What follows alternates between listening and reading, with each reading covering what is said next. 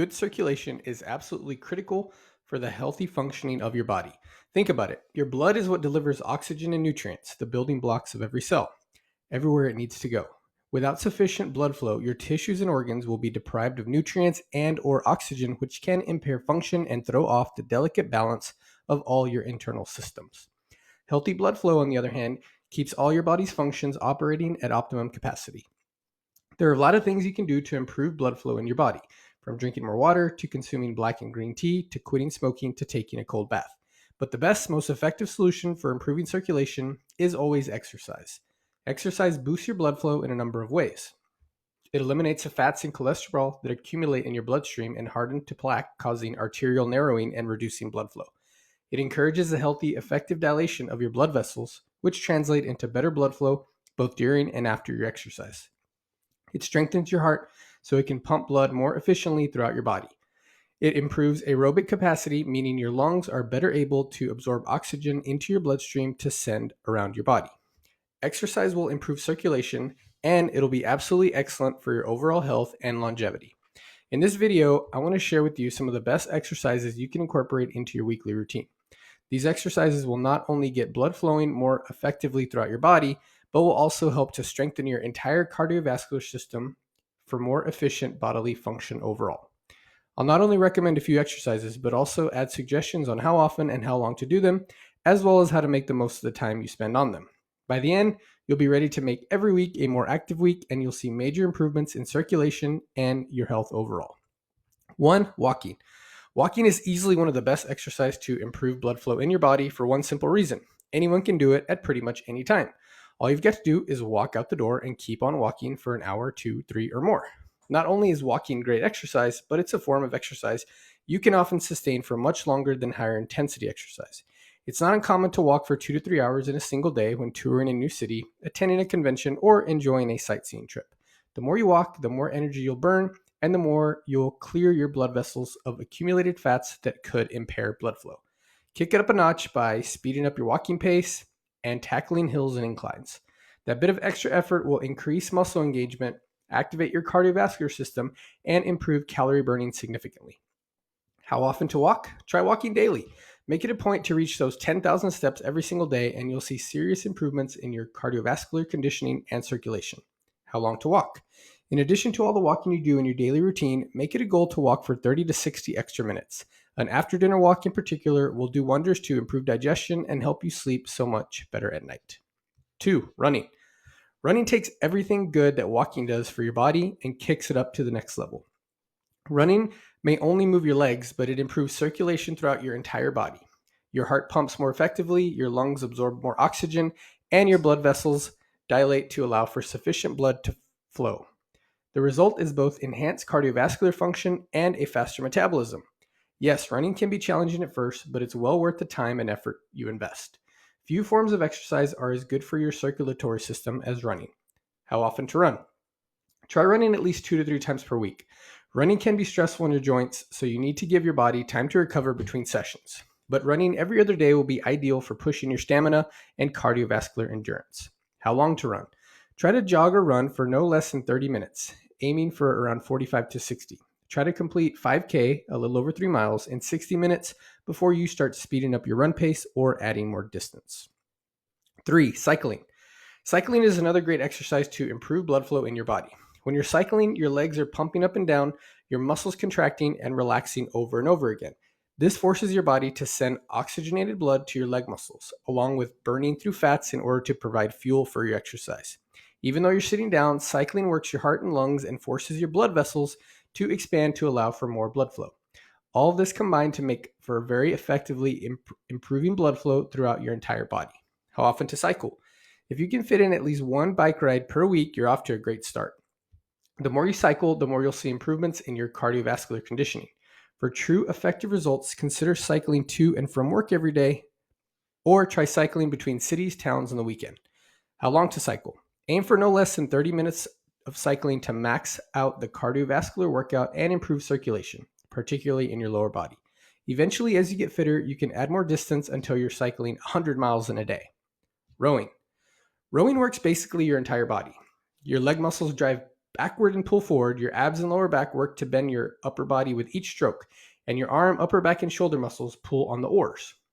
Put all that together, and you'll burn a lot of energy. But more than just energy burning, your cardiovascular system has to work overtime to keep all of those hardworking muscles oxygenated and fueled with energy. The full body workout you get through rowing does amazing things to improve blood flow through your body. And as a bonus, it'll increase mobility in your hips, knees, and lower back and improve your coordination and balance. How often to row? If you got a boat, row as often as you want to get out on the water. If you're using a rowing machine, aim for 2 to 4 rowing sessions per week. On a rowing machine, the average workout session is around 30 minutes. You can push yourself to row faster and harder to increase calorie burning and cardiovascular conditioning without needing to increase the time spent working out. Swimming. Swimming is perhaps the best form of cardio because it not only engages your muscles, but it also forces you to regulate your breathing. Because you're underwater, you have to have time at every inhalation and exhalation just right in order to maintain a steady breathing rhythm and absorb sufficient oxygen. By regulating your breathing, you strengthen your lungs, increase your heart's ability to pump efficiently, and encourage better muscular function. Put all that together, and you've got both improved fitness and better blood flow. How often to swim? If you have access to a pool or a body of water, try to swim every day. The more you swim, the more you'll train yourself to regulate your breathing and control your heart rate. Plus, it'll be amazing cardio. How long to swim? Start off with swimming for 10 to 15 minutes per workout, giving your body time to get accustomed to both the breathing techniques and the muscle movements. Then slowly increase your time until you're swimming for 45 to 60 minutes. Bodyweight training. Bodyweight training exercises like push-ups, squats, crunches, lunges, and pull-ups are also great for improving blood flow. When you perform these exercises, your muscles are placed under a lot of strain all at once. A high volume of oxygen-rich blood is needed to flush lactic acid from the muscles and replenish depleted nutrients and energy. Put together with the forms of cardio listed before, and you've got yourself a game-changing workout routine guaranteed to improve blood flow. How often to do bodyweight training? Aim for at least some form of resistance training 3 to 5 days per week. That includes both bodyweight training and weightlifting. How long do you do bodyweight training? Make each workout a 20 to 40 minute workout, depending on whether you're doing HIIT style, very little rest between sets, or the more traditional resistance training style, 60 seconds to 4 minutes between sets. Weightlifting. Weightlifting does the exact same thing as bodyweight training, but it takes it to the next level by adding a whole lot of weight. The heavy load will strain your muscles and force your body to send blood flowing to those muscles to replenish nutrients and energy and flush away lactic acid. Every set you perform will force your heart, lungs, and blood vessels to work extra hard to restore your body to its normal function. This is the recovery phase between sets. The less time you spend recovering, the harder it pushes your cardiovascular system, and the more you will improve blood flow. How often to lift weights? Weightlifting should be a daily part of your workout routine at least 4 to 5 times per week. Alternate with bodyweight training if you want. Or if you're using only weights, try focusing on different muscle groups every day so you can train daily while still giving your muscle group the 48-hour rest they need. How long to lift weights? Aim for a 60-minute weightlifting session as the target, but 20 to 30 minutes is a good place to begin. You can shoot for as much as 90 to 120 minutes if you really want to max out the muscle building. Sprint training.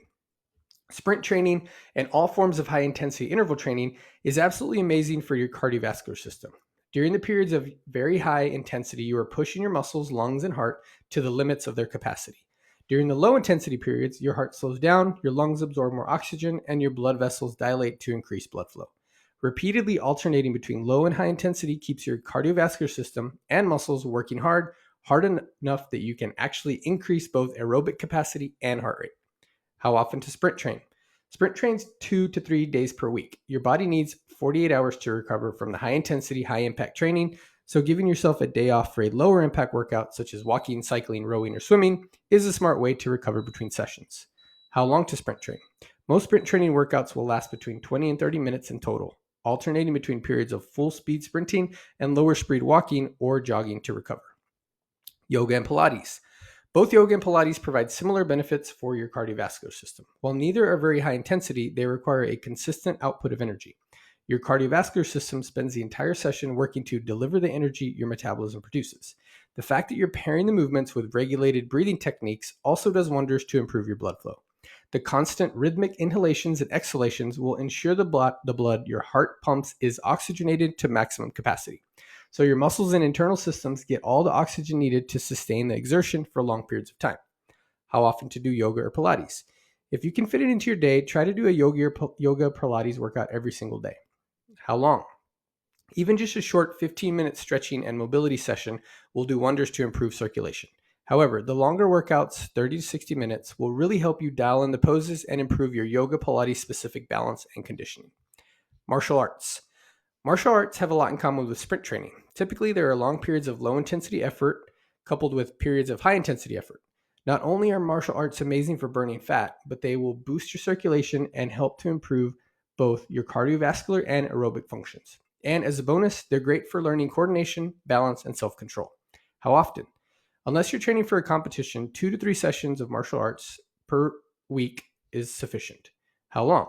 Aim for at least 60 minutes, though you'll find that 90 to 120 minutes is the sweet spot to both improving conditioning and learning the techniques of martial arts that you're studying. Dancing. Last but definitely not least, I've got to recommend dancing is one of the best forms of exercise to improve blood flow. Regardless of what type of dancing you do, from salsa dancing to ballroom dancing to hip hop to break dancing, your muscles have to work hard through the sequence of movements you perform. And thus, your heart, lungs, and blood vessels work to keep those muscles fueled up and oxygenated. The fact that you sustain your exertion for long periods means you burn through a lot of calories and maintain elevated cardiovascular activity to improve fitness and circulation. Best of all, it's a whole lot of fun, a workout you'll actually look forward to every time. How often? As often as you can. Put on music to dance to while you're cooking or cleaning. Hit up the clubs on the weekend, take a dance class or 2 each week, incorporate dancing into your life all day, every day. How long? If you're doing specific lessons, usually 60 to 90 minutes is the ideal duration for you to master techniques and still have the energy to dance hard. If your focus is only on improving blood flow, cardio training should be your primary form of exercise. Low intensity, steady state exercise will help keep your heart and lungs working for longer, encourage more efficient dilation of your blood vessels, and clear away fats and cholesterol that could impair circulation. High intensity exercise will push your aerobic capacity to the max and increase the ability of your heart and lungs to keep up with the high energy demands. Put them both together, and you've got the recipe for serious improvements to your cardiovascular system. However, don't feel like you have to include all of these exercises every week. There's just not enough time for that. Instead, try mixing and matching the various types of exercise so you're getting in at least some form of exercise 5 to 6 days per week. The more you incorporate into your weekly training programs, the better. For true fitness, strength, stamina, and mobility, it's highly recommended to combine cardio with both stretching, mobility workouts, and muscle building exercise, both of which also happens to be a great way to improve blood flow. Whatever exercises you choose, the effort you put in will go a long way toward helping you get healthier and fitter.